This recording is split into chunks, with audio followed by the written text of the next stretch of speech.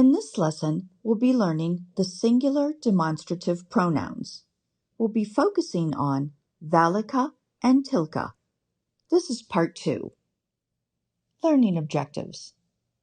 By the conclusion of this video, the student will be able to 1. Decide when to use ذلك or تلك, and 2. Understand when to use هذا versus هذه or ذلك versus تلك. Let's begin with a quick review. Remember that demonstratives are words such as this and that, used to indicate which entities are being referred to and to distinguish those entities from others. The Arabic word for demonstratives is ism al-ishara. There are 4 singular demonstratives: هذا, هذه, ذلك, and تلك. ذلك. ذلك means that in Arabic. It's the masculine form and it's used with masculine nouns. Now let's look at some sentences using ذلك. Look at the following examples and examine the differences between them. ذلك مطار. ذلك مطار means that is an airport. In the second example, we have ذلك المطار. ذلك المطار means that airport. In the third example, we have ذلك هو المطار. ذلك هو المطار means that is the airport. Let's examine these examples grammatically. In the first example, ذلك مطار, we have a full sentence. It begins with ذلك, the ism al-ishara, meaning that, and a singular, indefinite, masculine noun, ending with nunation. ذلك مطار. It's a full sentence, meaning that is an airport. In the second example, we have ذلك المطار. ذلك is the ism al-ishara, meaning that, followed by a definite, masculine, singular noun, المطار. It only contains one vowel marker at the end because it is definite. It's no longer a sentence, but merely a phrase. ذلك المطار means that airport. In the third example, we've added huwa, the word for he or it in Arabic, in between ذلك, the ism al-ishara, and المطار, the singular, definite masculine noun. Here, it becomes a sentence again. ذلك هو المطار means that is the airport. Let's look at another example using ذلك. This time, we're going to use the noun خطاب. خطاب means speech. How would you translate the following? ذلك خطاب. ذلك خطاب means that is a speech. It's a full sentence. What about the second example? ذلك الخطاب. ذلك الخطاب means that speech. It's a phrase. And finally, how would you translate ذلك هو الخطاب? ذلك هو الخطاب means that is the speech. Now let's look at تلك. تلك means that, just like ذلك. But تلك is the feminine form, and it's used with feminine nouns.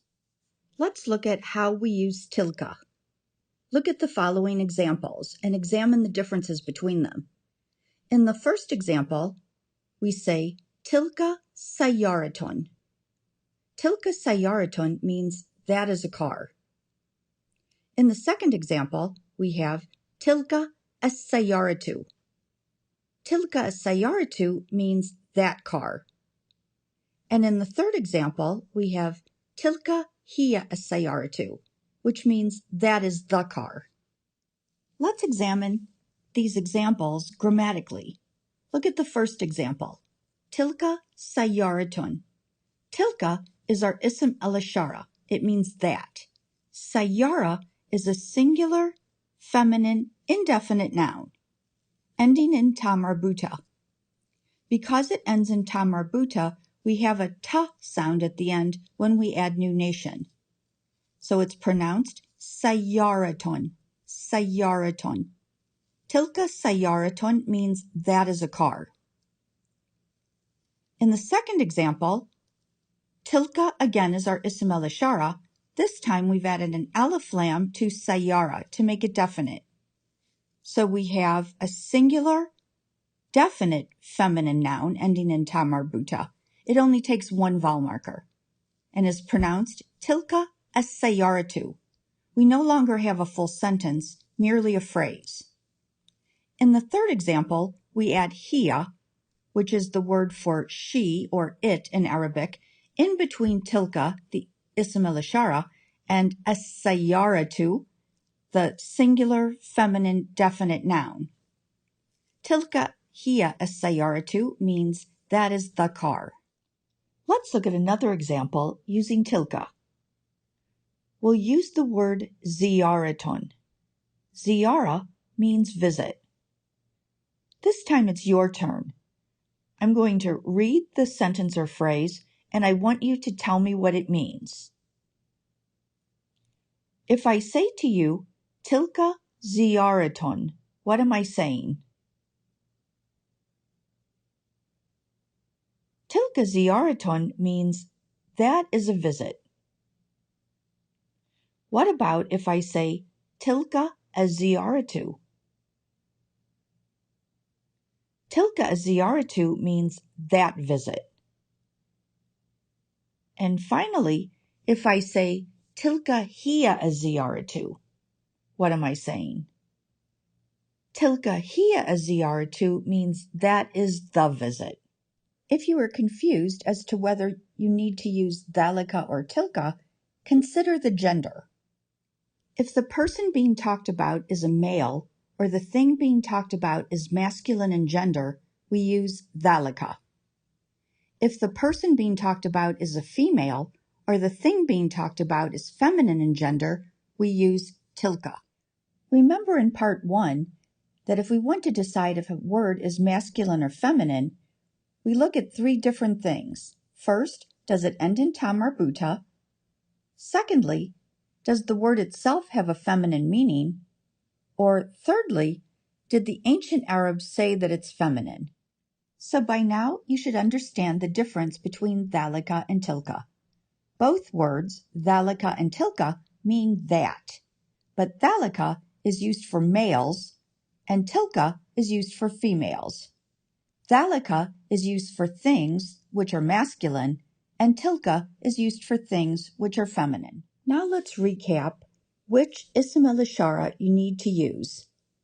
If something is close to you and it's a male or it's of the masculine gender, you use hada.